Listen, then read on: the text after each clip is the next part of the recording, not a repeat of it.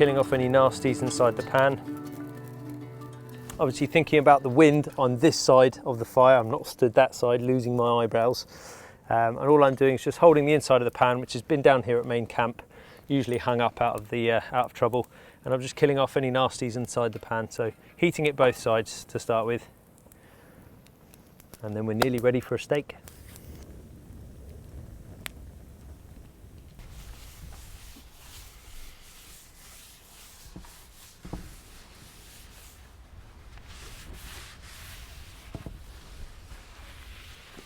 Today we're going to be cooking, quite simply, steak, potatoes and kale over a campfire. So here's my ingredients. I've got a nice black kale out of our front garden. We grew a beautiful bit of rump steak from the New Manor Farm shop over in the Chew Valley, Bristol. A nice healthy knob of salted butter, some lovely potatoes, and our secret ingredient, our proprietary blend of herbs and spices, which I cannot possibly divulge, the HVB Woodsman rub that's going to go on the steak. Start with our kale. We're going to place that down, and I'm just going to run through the back. Okay, we don't want this. And now what I'm going to do is I'm just going to pick through my leaves and getting rid of anything that I don't like the look of, slightly discoloured, looks like it's been chewed on, and if you look really closely, might have some eggs laid on it, because we're talking about organic produce here, fresh from the garden, so you know there's always going to be impurities or things that you don't like the look of. Just on the cusp of being able to get away without any flame. They're not too bitter. And young tender greens, these would probably be better in fast boiling water. They're just softened. Get a bit of cellular damage going on, it'll be a bit more digestible. But really strong kale flavour from this black kale, it's lush. Okay, so we've sorted through our leaves, and because we're in the woods today, any organic matter you don't like the look of, we can just do away with. Next we're going to move on to our spuds. So I'm going to grab our spuds, and we're going to keep these really nice and simple and just turn them into chips. Now here's where you can get a bit of a trade-off between your Bushcraft knife, okay, with your classic Scandi bevel. You might find that it has a tendency to not quite chop as accurately as you might want when it comes to vegetables and things like that, and that's because on its way down it's kind of fighting its way through. So at this point you might want to park that, although appreciate if that's all you've got, go with it, and use your lovely little camp cooking knife. Now I'm using just this little masterclass here. Things I like about it is the small Kydex type sheath, and the fact that it sharpens itself as it goes in and out. It just saves me time and effort. So with this, and thinking about creating potato, I'm going to cut my potato in half, and then all I'm going to do is turn it on its side and just nice and gently, keeping the toe of the knife on the board, I'm just going to slice through, and you're looking for something like that sort of thickness, and it's all about consistency. Okay, when it comes to cooking, you want a good consistent cook, get that heat going all the way around the outside of whatever it is that you're cooking. So you, for instance, you don't want bits that are this big and this big, as this is going to take a lot longer to cook. So keeping that toe on there. The reason I'm keeping the toe on there, and this is just personal preference and from a bit of my sort of chefy background, is because it kind of annoys me when I always hear someone going,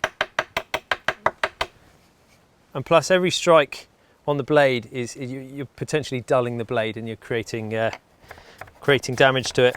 So it's far easier to just roll the knife off the front and do it that way. God, it's like I've done this before.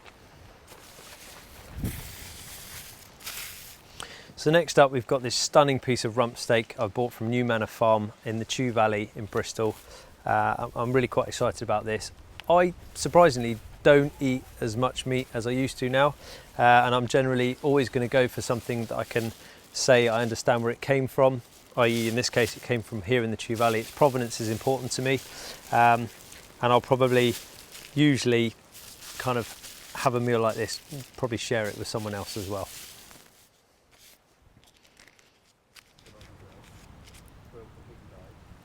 Just making sure any nasties get totally killed off.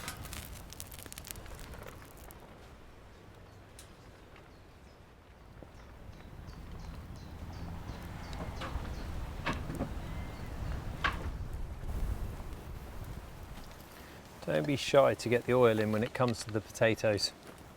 You want them to absorb all of that oil, get that flavour in there. Some people like to pre-season the pan with some salt already to help remove all that moisture from the potatoes and crisp them up. At this stage we're not really fussed. Now I've clearly got more potatoes than I need right now, so we're just going to put a couple in and see how they get on. And you're looking for that sizzle. So I see our test, you can see the oil going nuts underneath the potato there. I call these woodland chips. But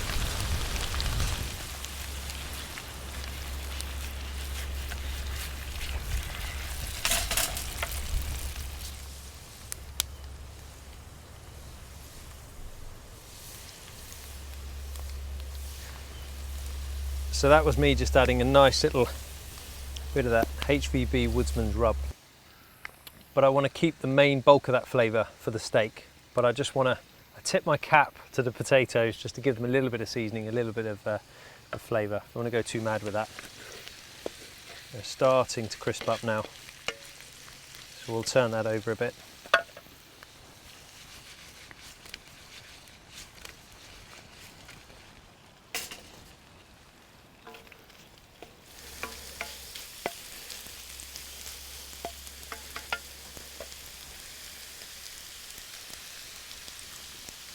Oh, crisp. Taste that seasoning. But what's important is that you've got that big potato flavour coming through. You know, you've not taken away from that. Put that to one side. So with the remainder of the ingredients, we've got the steak, the butter, and this beautiful, beautiful fresh kale. We're now going to head down to the fire and do the rest over there. And here it comes, the star of the show. We're now on to putting the rub onto the steak. Obviously, make sure you've given your hands a quick clean. And try and be even with the covering on the steak. Massage it in, and don't forget to do the sides as well. It's all about good even coverage and a good even cook. And at the end, very importantly, a bit of mopping up in any neglected areas you have left on the board. Okay, next is over to the pan and making sure it's really, really hot. Okay, and you'll know when this is really, really hot because you get almost a blue haze coming off of it. And it's reaching those upper temperatures where if we were perhaps using something like olive oil, it would be combusting. Okay, so that's why we're using veg oil, because it won't just suddenly explode. We can get it that bit hotter.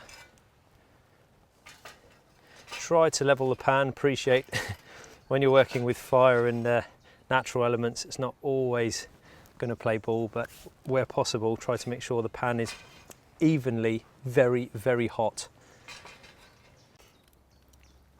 Okay. So when it comes to laying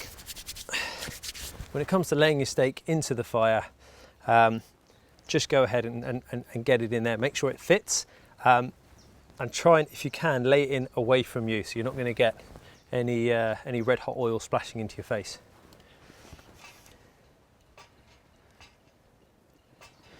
If you want to, you can do a little test where you just dip it in and you're looking for that sound.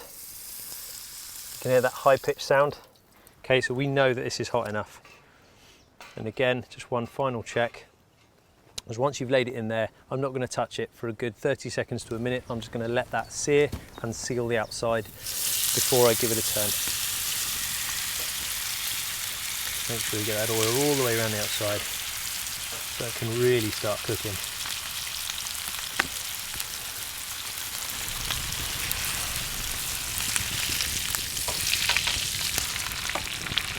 So make sure, guys, you don't pay lip service to this beautiful layer of fat running on the outside of the steak here. So what I'm going to do now is, just between my knife and my homemade spatula, I'm just going to stand this up and make sure we render down some of that outside edge on there and give that a good chance to get some heat.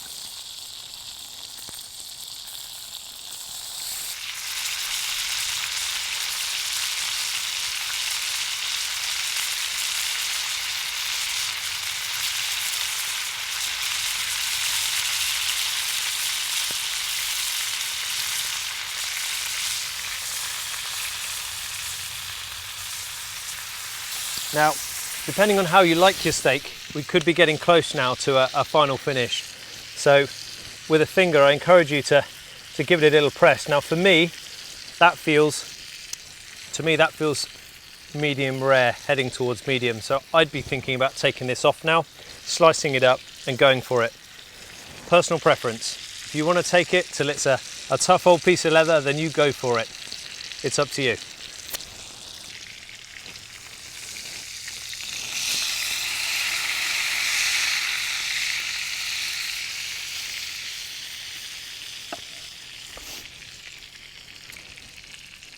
Capitalize on the flavour you've got in this pan right now, thinking about our kale.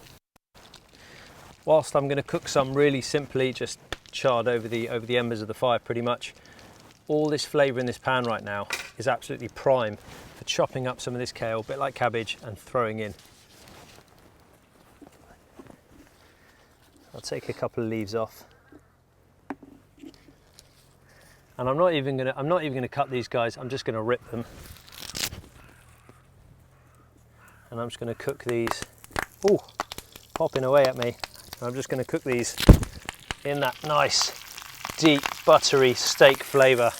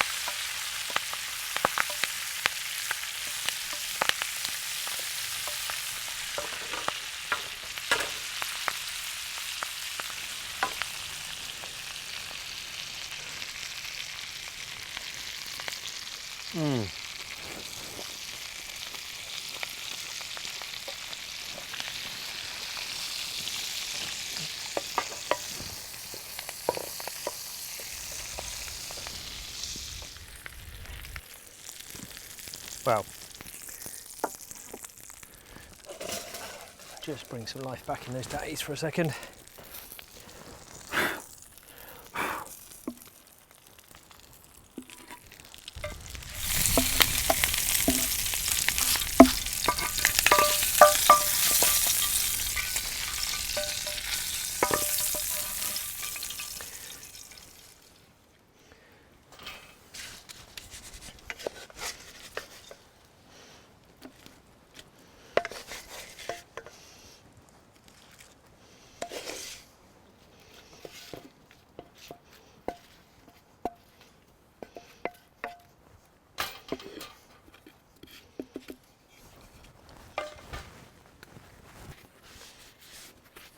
Okay, so now for the best bit.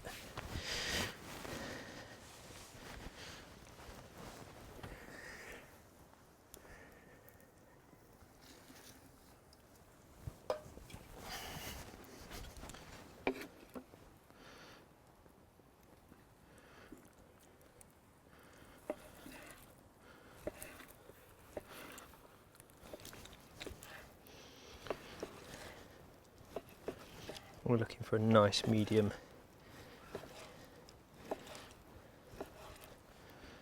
Oh, look at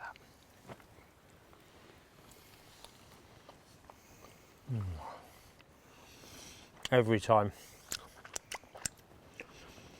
That's a nice medium there. Oh. And with the butter and having had time to sit properly, really is a bit special. And if you like what we've done today, hit the like button, click below to subscribe, and tell all your friends.